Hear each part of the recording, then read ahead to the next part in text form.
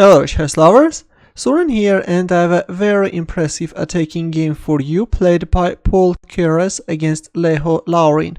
This was a correspondence game played in 1935. Keres had white pieces and he started with e4, e6 by Laurine. Black is going for French defense, d4, d5, e5. We see the advanced variation c5.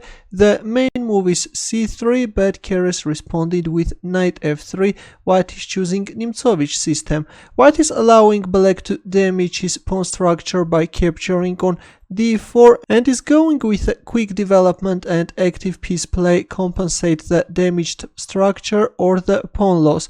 Queen b6 was played, bishop d3, and black captures on d4.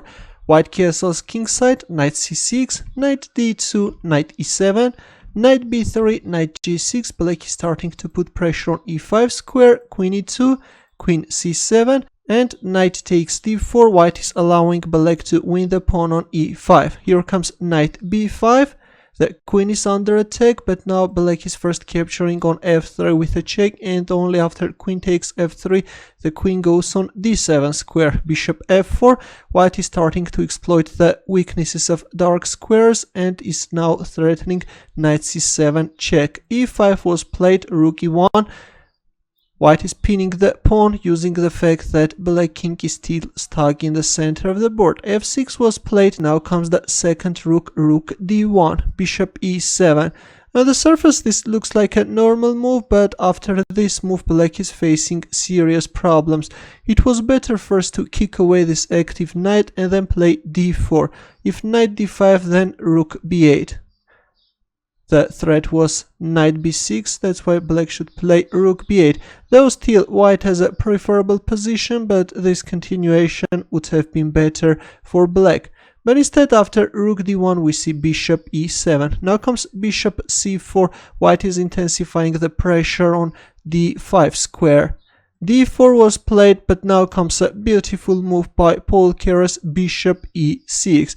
The bishop can't be captured because of this knight c7 deadly fork. That's why black played queen d8.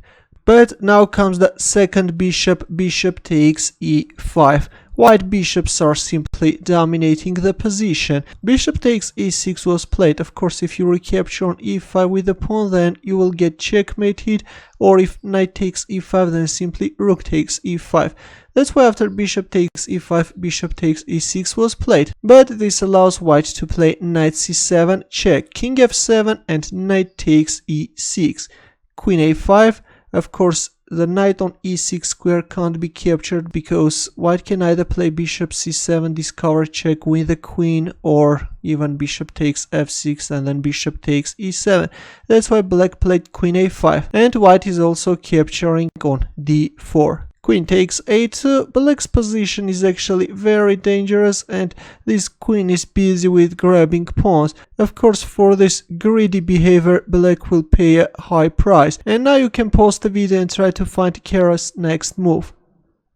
Ready? He played bishop takes f6. He just wants to rip open black's king side and kill the enemy king. Bishop takes f6. Well, if g takes f6, then queen h5 check is finishing up black. If king g8, then queen g4, and then the queen is penetrating, and then knight c7, and we see this amazing checkmate on the board. That's why black recaptured with the bishop. But now comes the rook, rook d7 check, knight e7, and another spectacular move, rook takes e7 check. Look at this. King takes e7 was played, and now the queen is joining the attack with a check. King d6, queen c7 check, and after king d5 we see this brutal checkmate on the board. A very impressive attack, I think. With several sacrifices, Keres invited his opponent's king in the center of the board and then executed him publicly. Thanks for watching. Here are more suggestions for you, and for more games don't forget to subscribe to my channel. Good luck.